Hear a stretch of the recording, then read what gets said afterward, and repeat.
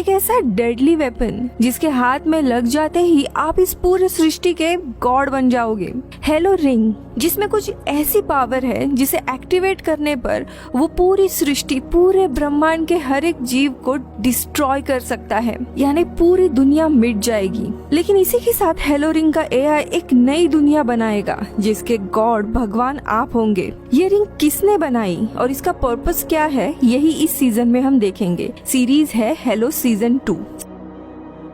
तो समय है 2611, जब इंसान एक गैलेक्सी से दूसरे गैलेक्सी काफी आसानी से जा रहे हैं और यूएनएससी नाम के स्पेस एजेंसी के अंडर सारे प्लैनेट्स आते हैं। यूएनएससी के काफी इलीट सोल्जर्स हैं जिन्हें स्पार्टन्स कहा जाता है, जिन्हें बचपन में ही जेनेटिकली मॉडिफाई करके काफी स्ट्रॉन्ग और बेहतरीन बनाया है। और इन स्पार्टन्स का लीडर है मास्टर चीफ यानी जॉन, जो इन स्पार्टन से भी 100 गुना ज्यादा ताकतवर है। वही इस दुनिया में कोवेनेंट एलियन नाम के काफी खतरनाक और शक्तिशाली एलियंस है। अब इंसान और एलियंस दोनों भी हेलो इस रिंग के पीछे है ताकि वो इस पूरी दुनिया पर अपना राज कर सके। लेकिन यहाँ पे एक ट्रिक होती है। जिसने भी हेलो इस रिंग को बनाया था उसने ब्रह्मांड में उसे काफी सीक्रेट जगह पे छुपा के रखा है। अब हेलो का मैप जानने के लिए उन लोगों ने 2 कीस्टोन को पीछे छोड़ा था, जिसे एक्टिवेट करने पर तुम्हारे सामने हेलो रिंग का एक मैप आएगा। ये जो 2 कीस्टोन है वो दुनिया में सिर्फ 2 ही इंसान एक्टिवेट कर सकते हैं। एक है मास्टर चीफ यानी कि जॉन, तो दूसरी है मैकी। मैकी एक प्लैनेट पर रहती थी जब यूएनएससी के सोल्जर्स ने वहाँ के लोगों को गुलाम बना के रखा था और ये सारे सोल्जर्स लोगों को काफी मारा और पीटा करते थे। मैकी भी इन सब का शिकार थी और उसके बचपन में ही एलियंस ने उसे रेस्क्यू करके अपने प्लैनेट पे लाया था, क्योंकि एलियंस को पता था कि ये वही सिलेक्टेड लड़की है जो कीस्टोन को एक्टिवेट कर सकती है। अब सीजन 1 के एंडिंग में हमने देखा था कि स्पार्टन्स और एलियंस के बीच में उनके प्लैनेट पर काफी घमासान लड़ाई हुई थी और मास्टर चीफ लगभग मर गया था। लेकिन कोर्टाना इस एआई के मदद से उसने एलियन के साथ लड़ाई जीत ली थी और उनसे दोनों भी कीस्टोन वो लेकर आया था। अब इसी बैटल में मैकी की मौत हो गई थी, लेकिन शायद उसे एलियन ने वापस जिंदा कर दिया है।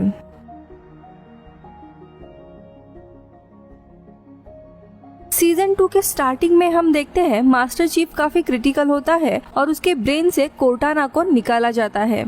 अब इसके 6 महीने के बाद उन्हें एक मिशन पे भेजा जाता है सेंचुरी नाम के एक प्लैनेट पर, जहाँ पे यूएनएससी को खबर मिली होती है कि कोवेनेंट एलियन सेंचुरी नाम के एक प्लैनेट पर अटैक करने वाले हैं और यहाँ पे स्पार्टन्स लोगों को बचाने के लिए आए होते हैं। लेकिन यहाँ पे जो कबीला रहता था वो यहाँ से निकलने के लिए तैयार नहीं होता है। अब सोल्जर जबरदस्ती करने लगते हैं कि तभी इनके कबीले की लीडर वहाँ पे आती है और कहती है कि आज से 42 साल पहले भी तुम लोगों ने ऐसे ही जबरदस्ती की थी और हमें हमारे पहले वाले प्लैनेट से उठाकर यहाँ पे लाया था और अब तुम वापस यही कर रहे हो, लेकिन इस बार हम कहीं नहीं जाने वाले। अब उनकी ये बात सुनकर वहाँ पे मास्टर चीफ आता है यानी कि स्पार्टन का लीडर। लेकिन इसी दरम्यान मास्टर चीफ को एक मैसेज आता है कि इस प्लैनेट के दूसरी तरफ इनकी जो दूसरी टीम होती है उन पर किसी तरह का हमला हुआ है। इसीलिए मास्टर चीफ तुरंत वहाँ से भागकर पहाड़ी के ऊपर चले जाते हैं। वहाँ पे हम देखते हैं बहुत ज्यादा फॉग होता है, जिसके कारण उस जगह पर कोई भी नजर नहीं आ रहा था। लेकिन तभी मास्टर चीफ को यूएनएससी के नॉर्मल सोल्जर मिलते हैं जो उसे बताते हैं कि हम लोग हमारी टीम से अलग हो गए हैं और इस प्लैनेट का कम्युनिकेशन यूनिट भी तबाह हो चुका है, जिसके कारण उनसे कांटेक्ट नहीं हो पा रहा है। अब मास्टर चीफ इन्हें आगे चलने के लिए कहता है, लेकिन उनमें से एक सोल्जर काफी डरा हुआ है और वो बताने लगता है कि कैसे उसने इस फॉग में कुछ देखा है कि तभी अचानक से कोई फॉग में से उसे खींच लेता है और अब एक एक करके बाकी सोल्जर्स भी ऐसे ही फॉग में खींचे चले जाते हैं। मास्टर चीफ एक सोल्जर जिसका नाम पेरिस होता है उसे बचा लेता है और अपने पास रहने के लिए कहता है और तभी अचानक से एक एक करके काफी सारे कोवेनेंट एलियन मास्टर चीफ पर हमला करने लगते हैं। लेकिन मास्टर चीफ उन सबको मार गिराता है। लेकिन इस लड़ाई में पेरिस काफी जख्मी हुई थी, इसलिए मास्टर चीफ उसे देखने लगता है। लेकिन अचानक से उसे वापस से आवाज आने लगती है और देखते ही देखते वहाँ पे कोवेनेंट एलियन के भी ऊपर से एलियन यानी कि उनके वॉरियर आ जाते हैं जो अब मास्टर चीफ को कभी भी मारने वाले थे। लेकिन अगला ही पल वो सारे वहाँ से अपने हथियार बंद करके प्लैनेट से जाने लगते हैं। तभी मास्टर चीफ इनके पीछे किसी शख्स को देखता है जो कि कोवेनेंट एलियन का लीडर होता है और उसी के कहने पर ये सारे एलियन वापस जा रहे होते हैं। ये कौन है ये हमें अंत में देखने मिलेगा।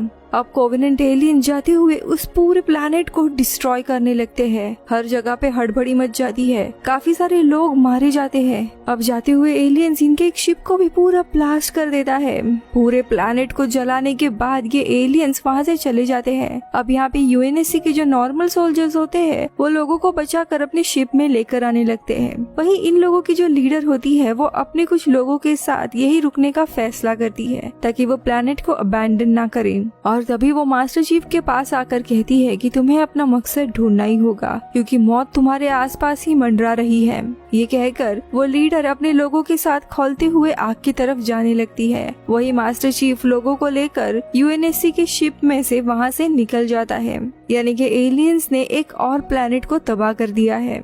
अब आगे हम देखते हैं मास्टर चीफ और उसकी सारी टीम उन लोगों के साथ यूएनएससी के हेडक्वार्टर यानी रीच प्लैनेट पर आ जाते हैं। अब इसके बाद ये सारे स्पार्टन रेडी होकर एडमिरल कीस से मिलने के लिए जाते हैं, जो कि सबको बता रहे होते हैं कि एलियंस ने मैड्रिगल और एस्ट्यूरी नाम के एक दूसरे प्लैनेट पर भी हमला करके उन्हें तबाह कर दिया है। चीफ रिपोर्ट देता है और कहता है कि एलियन सेंचुरी प्लैनेट पर हमसे भी पहले आए थे और उन्होंने प्लैनेट का कम्युनिकेशन सिस्टम भी डिस्ट्रॉय कर दिया था और जाते हुए पूरे प्लैनेट को भी लेजर गन से डिस्ट्रॉय कर दिया।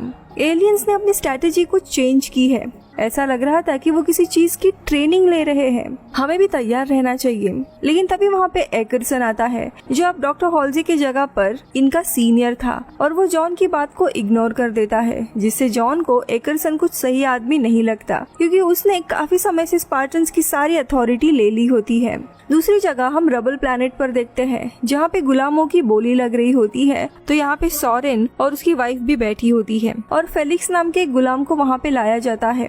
वो दिखने के लिए कमजोर होने के कारण उसे कोई भी खरीदता नहीं है, लेकिन तभी वो चीखते हुए सबसे कहता है कि मैं डॉक्टर हॉल्जे का लोकेशन जानता हूँ। उसके ऊपर यूएनएससी ने काफी बड़ा इनाम भी रखा है, लेकिन कोई भी उसके बात पर विश्वास नहीं करता और उसे गार्ड्स लेकर जाते हैं। लेकिन सॉरेन को डॉक्टर हॉल्जे को पकड़ना था, इसीलिए वो सोचने लगता है। अब घर आने पर उसका बेटा केसलर उसे पूछता है कि क्या मॉन्स्टर सच में होते हैं, तो सॉरेन कहता है कि नहीं, मॉन्स्टर जैसी कोई भी चीज नहीं है। अब अगले दिन जॉन एकरसन से मिलने आता है। दोनों की भी कैजुअल बातें होने के बाद जॉन उसे बताता है कि मैं इस एनिमी को जानता हूँ। इन लोगों ने अपना पैटर्न चेंज किया है। ये लोग बेरहमी से पूरे प्लेनेट को लेजर बीम से डिस्ट्रॉय कर रहे हैं और उन्होंने सारे प्लैनेट्स को उसी पैटर्न में डिस्ट्रॉय किया है। ये लोग कुछ तो बड़ा प्लान कर रहे हैं। हमें भी तैयार होना चाहिए और उसके लिए वैसी ट्रेनिंग लेनी चाहिए। लेकिन एकरसन यहाँ पर भी उसकी बातें इग्नोर करता है और उसकी क्रेडिबिलिटी पर सवाल करता है, क्योंकि सिल्वर टीम ने अपने इमोशनल पैलेट निकाल दिए थे और वो जॉन की सारी बातों को इनकार कर देता है। इसीलिए जॉन गुस्से में वहाँ से निकल जाता है। दरअसल पिछले 6 महीनों से सिल्वर टीम को ज्यादा काम नहीं दिया गया होता, पब्लिक अपीयरेंस से भी उन्हें छुपाया होता है। दूसरी तरफ हम देखते हैं जिस सोल्जर को मास्टर चीफ ने लड़ाई के मैदान में बचाया होता है, पेरिस, उसे उस प्लेनेट के लोगों को बचाने के लिए अवार्ड मिल रहा होता है और मास्टर चीफ और सारे स्पार्टन ये सब कुछ देख रहे होते हैं, क्योंकि उनके मदद के बगैर ये पॉसिबल ही नहीं था। अब इसी दरमियान स्पार्टन की एक दूसरी टीम जिसका नाम कोबाल्ट है, वो वहाँ पर आ जाती है। उनका लीडर है वाल, जो मास्टर चीफ को बताता है कि वो लोग एक दूसरे प्लेनेट के लोगों को रेस्क्यू करने के लिए जा रहे हैं, क्योंकि उस प्लेनेट का भी कम्युनिकेशन यूनिट खराब हो गया है। ये सुनते ही मास्टर चीफ को समझ आता है कि वहाँ पर भी कोवेनेंट एलियन का हमला है। इसलिए मास्टर चीफ तुरंत एकरसन से जाकर मिलता है और कहता है कि आपने कोबाल्ट टीम को क्यों नहीं बताया कि वहाँ पे एलियन हो सकते हैं। लेकिन तभी एकरसन कहता है, मैंने तुम्हारी सेंचुरी प्लैनेट पर कोवेनेंट एलियन से हुई लड़ाई की रिपोर्ट पढ़ी है, जिसमें तुमने लिखा था कि तुम्हारे ऊपर करीब 50 कोवेनेंट एलियन का हमला हुआ था और उनके साथ उनका लीडर भी वहाँ पर था, पर वो एलियन तुम्हें एक भी खरोच ना पहुँचाकर वहाँ से चले गए। क्यों? ये बात मुझे कुछ हजम नहीं हो रही है। और उसे बताता है कि तुम्हारे दिमाग पर अभी भी कोर्डाना का असर है और इसीलिए तुम और तुम्हारी टीम किसी भी मिशन पर अब जाने वाली नहीं है। अब मास्टर चीफ गुस्से में बाहर के शहर में जाने लगता है कि तभी उसे एलिवेटर में एक औरत दिखाई देती है, जो और कोई नहीं बल्कि एडमिरल होती है। वो बताती है कि डॉक्टर हॉल्जे के जाने के बाद मैनेजमेंट ने उसे भी एडमिरल पोस्ट से निकाल दिया है और अब वो एक नॉर्मल सिटीजन है, लेकिन अक्सर अभी भी वो चुपके से यूएनएससी के ऑफिस में आया करती है। अब वो मास्टर चीफ से पूछती है कि सेंचुरी प्लैनेट पर एग्जैक्टली हुआ क्या, तो मास्टर चीफ बताता है कि उन्होंने उस प्लेनेट को तो डिस्ट्रॉय कर दिया, लेकिन कोवेनेंट एलियन कुछ बड़ा प्लान कर रहे हैं और यहाँ पे कोई भी इस बात को सीरियसली नहीं ले रहा है। तो एडमिरल उसे एक सजेस्ट करती है और कहती है कि तुम्हें कोवेनेंट एलियन के हर एक चीजों पर नजर रखनी है और तुम्हें जो भी कुछ खबर मिले वो तुम मुझे आकर बताना। मेरे पास काफी सारे वेज है जिससे हम एलियन से लड़ सकते हैं। और उसे एक बजर देती है जो दबाने पर एडमिरल उसे आके मिल सकती है।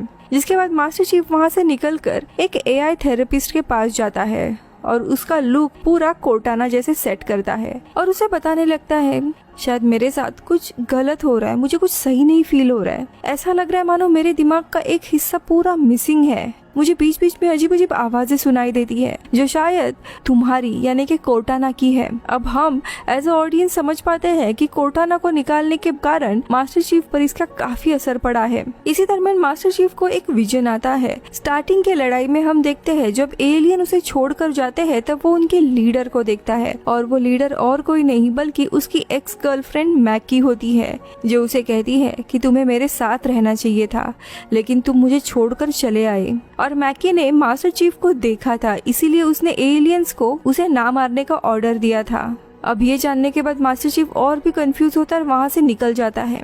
वही दूसरी तरफ अब हम सॉरेन को देखते हैं जो फेलिक्स से मिलता है और कहता है कि मैं डॉक्टर हॉल्जे को पकड़ना चाहता हूँ लेकिन अगर तुमने बताई हुई जगह अगर गलत निकली तो तुम्हें ही वहाँ पे छोड़ देंगे। जिसके बाद सॉरेन अपनी टीम के साथ तैयारी करने लगता है लेकिन तभी उसका बेटा केस्लर आता है और अपने पिता से पूछता है कि क्या मॉन्स्टर सच में होते हैं। तो सॉरेन कहता है कि नहीं ऐसा कुछ भी नहीं है लेकिन तुम्हें ये सारी चीजें कौन बता रहा है। लेकिन केस्लर कोई भी जवाब नहीं देता। जिसके बाद सॉरेन अपनी टीम के साथ फेलिक्स को लेकर उसकी बताई हुई जगह पर पहुंच जाता है जो कि एक बहुत ही बड़ा स्पेसशिप होता है।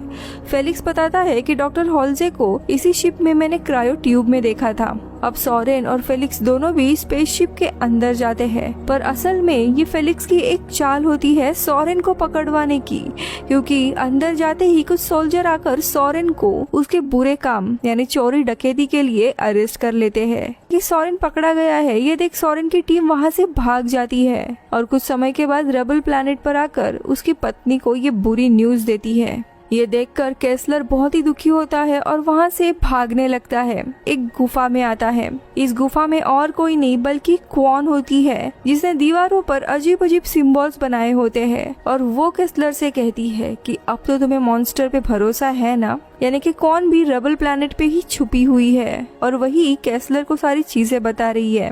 अब वही एपिसोड के एंडिंग में हम कोवेनेंट एलियंस को देखते हैं जो कि जंग में जाने की काफी भारी तैयारी कर रहे होते हैं और आसमान से बहुत ही बड़े बड़े स्पेसशिप निकल आते हैं और अटैक के लिए रेडी होते हैं और यहीं पर ये एपिसोड खत्म होता है।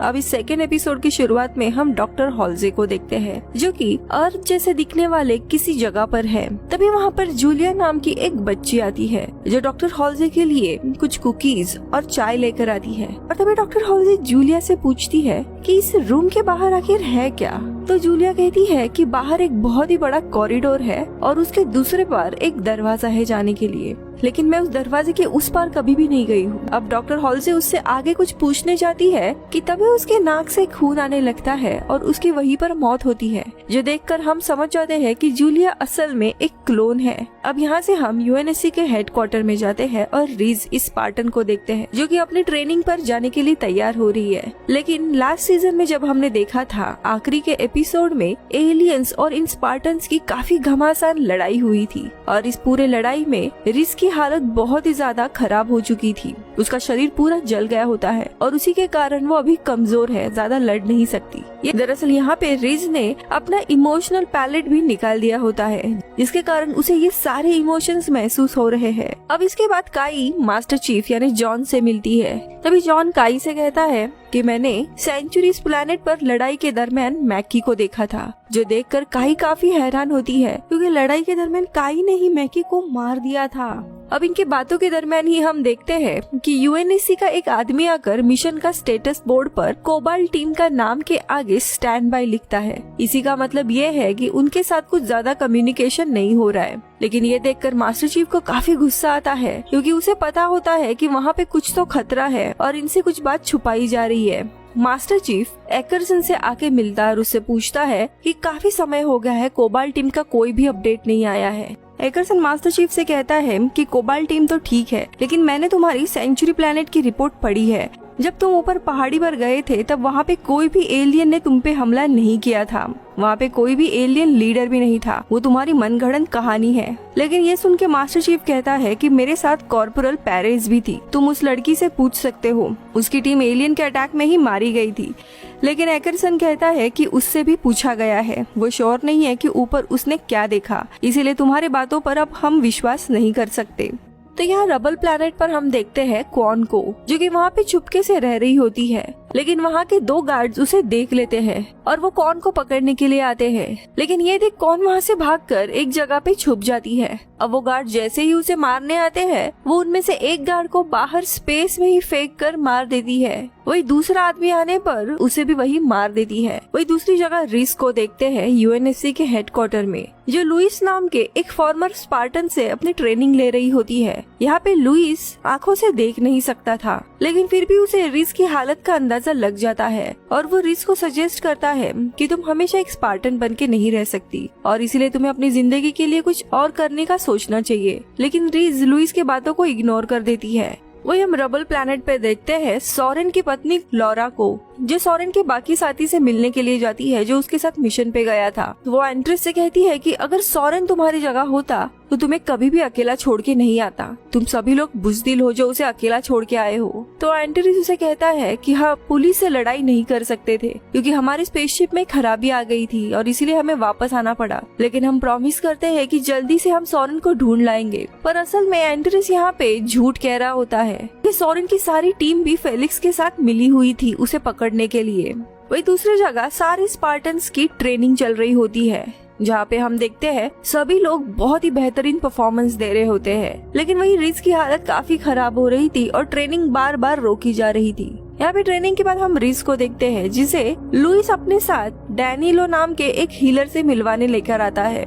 यहाँ पे डैनिलो के पास कुछ खास पावर होती है। फिर डैनिलो रिस के शरीर पर हाथ रखकर उसे हो रहे दर्द को धीरे धीरे कम करने लगता है। वही एकरसन मास्टर चीफ के खिलाफ कोई चाल चल रहा होता है और इसीलिए वो काई से मिलने आता है और उससे पूछता है, क्या तुम्हें कभी ऐसा लगा कि मास्टर चीफ की दिमागी हालत सही नहीं है? तभी काई कहती है कि मास्टर चीफ अभी भी अपने अतीत को भुला नहीं पाया है, लेकिन इसके बावजूद भी वो पूरी तरीके से ठीक है और उसके जजमेंट में कोई भी खतरा नहीं है। तो वे हम मास्टर चीफ को देखते हैं, जो कि पेरिस के घर आता है। अब वहाँ पेरिस की माँ मास्टर चीफ को घर में डिनर के लिए इन्वाइट करती है, लेकिन खाना खाने के बाद फाइनली वो पेरिस से पूछता है कि तुमने झूठी रिपोर्ट क्यों कहा। पेरिस बताती है कि वो एक टीम लीडर होने के बावजूद भी वो अपने लोगों को बचा नहीं पाई और इसी स्ट्रेस और गिल्ट में वो जी रही है। पहाड़ी के ऊपर उसने जो भी देखा वो काफी डरावना था, इसीलिए मैं उन्हें बता नहीं पाई कि एग्जैक्टली पहाड़ी के ऊपर क्या हुआ था।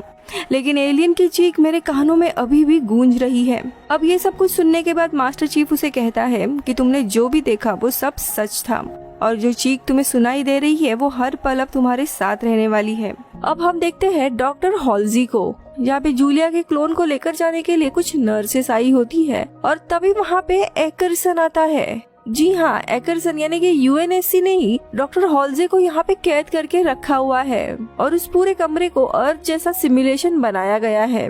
अब एकरसन वहाँ से निकलकर दूसरे कमरे में आता है, जहाँ पे वो छोटा वाला कीस्टोन रखा हुआ था। लेकिन तभी कोर्टाना वहाँ पे प्रकट हो जाती है। अब एकरसन कोर्टाना के पास आता है और उससे पूछता है कि अगर एलियन और इंसानों की लड़ाई होती है तो क्या हम जीत सकते हैं? तो कोर्टाना कहती है जितने भी रिसोर्सेज इस प्लेनेट पर अवेलेबल है उन्हें कैलकुलेट करके इस लड़ाई को जीतना मुश्किल है, जिससे एकरसन थोड़ा डर जाता है। तो यहाँ जॉन सिस्टम में कोबाल्ट टीम का स्टेटस चेक करता है और उसे पता चलता है कि वो टीम किसी और प्लेनेट पर नहीं बल्कि इसी प्लेनेट पर है और विजगार्ड नाम की जगह पर गई है और अब उस बेस के सारे सिग्नल चले गए हैं। अब उसे समझ आता है कि यहाँ पर भी एलियन का हमला हुआ है, इसीलिए वो अपनी टीम को वार्न करता है और वो सभी लोग एक प्लेन में बैठकर विजगार्ड जाने के लिए निकलते हैं। वही एपिसोड के एंडिंग में हम देखते हैं इसी प्लेनेट पर विजगार्ड नाम की जगह पर कोबाल्ट टीम गई होती है और उस बेस पर किसी चीज का हमला हुआ था। सोल्जर्स अंधेरे में फायरिंग करने लगते हैं कि तभी वहाँ पे एलियन का कमांडर द आर्बिटर आके एक ही झटके में सारे सोल्जर्स को मार गिराता है और उसी के पीछे आती है मैकी और वो एक रूम में जाकर वहाँ का कीस्टोन ले लेते हैं। तो थर्ड एपिसोड की शुरुआत में हम मास्टर चीफ और बाकी स्पार्टन्स को देखते हैं जो अपने ही प्लेनेट पे विसगार्ड नाम की जगह पर आए होते हैं, लेकिन हम देखते हैं ये कम्युनिकेशन सेंटर पूरी तरीके से अबैंडन होता है। अब आसपास की चीजें ढूंढते हुए एक कंप्यूटर पर बहुत ही लाउडली एक ब्रॉडकास्ट शुरू हो जाता है और उस आवाज से हमें समझ आता है कि ये एलियन की भाषा है। अब मास्टर चीफ जाके उस ब्रॉडकास्ट को बंद करता है। ये चारों लोग भी बेसमेंट में आते हैं, जहाँ पे मास्टर चीफ देखता है कि एक दरवाजा जोर जोर से आवाज कर रहा है और अब मास्टर चीफ उस दरवाजे के ओर बढ़ता ही है कि तभी अचानक से यूएनएससी के दूसरे सोल्जर्स की एक टीम आ जाती है जो मास्टर चीफ को गन पॉइंट पे रखकर कहती है कि तुम लोग आगे नहीं बढ़ सकते। अब मास्टर चीफ कहता है कि मैं कोबाल्ट टीम को बचाने के लिए यहाँ पे आया हूँ और ये कहकर वो सीधा उसी दरवाजे को खोल देता है, लेकिन हम देखते हैं कि अंदर एक कॉरिडोर होता है और वहाँ पर कोई भी नहीं था और वो ब्रिक से बहस करने लगता है कि कोबाल्ट टीम कहाँ पर है, लेकिन बाकी स्पार्टन उसे शांत करते हैं और यहाँ से लेकर जाया जाता है। वही दूसरी तरफ हम एकरसन को देखते हैं और यहाँ पे एकरसन अपने पिता को कहता है कि कोवेनेंट एलियन अब रीच प्लैनेट पर हमला करने ही वाले हैं, कि मुझे शायद जल्दी से यहाँ से जाना पड़ सकता है, लेकिन मैं चाहकर भी आपको मेरे साथ लेकर नहीं चल सकता। ये सुनकर उसके पिता एकरसन से पूछते हैं कि क्या तुम्हें अपनी माँ और बहन जूलिया याद है, क्या वो लोग सेफ है? तो एकरसन कहता है कि वो दोनों भी मर चुके हैं। अब ये बात सुनकर हमें पता चलता है जूलिया वही लड़की है जो डॉक्टर हॉल्जे के साथ इंटरैक्ट कर रही होती है, जो कि दरअसल एकरसन की बहन है। अब यहाँ पे स्पार्टन्स को एडमिरल कीज के सामने लाया जाता है, जो इन चारों को बहुत ज्यादा डांट रहे होते हैं, स्पेशली मास्टर चीफ को। लेकिन एडमिरल कीज कोबाल्ट टीम का असली मिशन की रिपोर्ट दिखाते हैं और कहते हैं कि टीम इस समय इस प्लेनेट पर नहीं है, वो 4 दिन से ही एक्टिस 5 नाम के ही अपने मिशन पर गई हुई है, जो उनका ओरिजिनल मिशन था। अब ये देखकर मास्टर चीफ कहता है कि ये डेटा गलत है, इसे बदल दिया गया है, जिसके बाद इन पर किसी भी मिशन पर जाने से रोक लगाई जाती है, जिसके कारण वेनेक और रीज भी मास्टर चीफ के ऊपर गुस्सा होकर चले जाते हैं। तो यहाँ दूसरी जगह पे हम रबल प्लैनेट पर देखते हैं, जहाँ पे कौन छुपी हुई है। अब लॉरा उससे मिलने आती है और कौन उसे बताती है कि सोरेन का क्रू रूबियन नाम के एक औरत से मिला हुआ है और उसी औरत ने सोरेन को पकड़वाया है और वो यूएनएससी के हिरासत में है। अब वो आगे लॉरा से कहती है कि तुम्हें और तुम्हारे बेटे केस्लर को भी ये लोग मारने वाले हैं और तुम जिस मिशन पे जाने वाली हो उसी में तुम्हारी मौत होगी। अब ये सुनकर वो कौन के साथ एक प्लान बनाती है और तुरंत अपने घर आती है, जहाँ पे हम देखते हैं सोरेन के जो क्रू मेंबर्स होते हैं वो यहाँ पे ऑलरेडी आ गए हैं, जो उसे बताते हैं हमने स्पेसशिप को पूरा ठीक कर दिया है, अब हम सोरेन को ढूंढने चल सकते हैं, हम लोग अभी निकल रहे हैं। लेकिन लॉरा उन दोनों को बाहर कुछ देर इंतजार करने के लिए कहती है। इसके बाद वो केस्लर और कॉन के साथ स्पेसशिप में जाकर यहाँ से भागने की कोशिश करती है, लेकिन सोरेन के बाकी का क्रू उसे देख लेता है पोर्ट का और इस प्लेनेट के पोर्ट का दरवाजा ही बंद कर देते हैं, जिसके वजह से लॉरा भाग नहीं पाती और उसे स्पेसशिप रोकनी पड़ती है। अब केस्लर को बचाने के लिए लॉरा कॉन से कहती है कि मैं अकेली बाहर जाकर सबका ध्यान अपनी तरफ खींचती हूँ, तब तुम केस्लर के साथ दूसरे सिटीजन के स्पेसशिप में बैठकर यहाँ से चली जाओ। और वो कॉन को अपना नेकलेस देती है और कॉन और केस्लर वहाँ से निकल जाते हैं। वही लॉरा बाहर आती है, जिसे सोरेन का वही क्रू पकड़ लेता है। तो यहाँ दूसरी तरफ हम यूएनएससी प्लैनेट पर देखते हैं रिस को।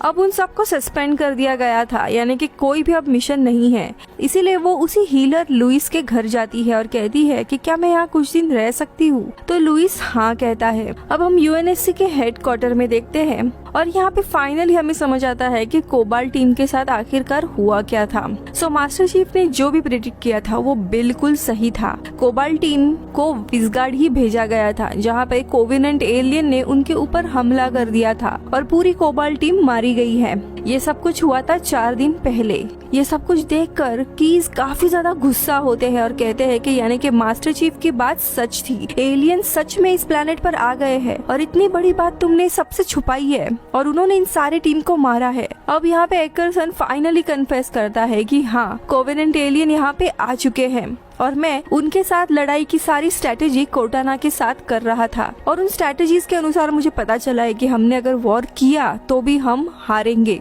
इसीलिए लड़ने का कोई भी फायदा नहीं है।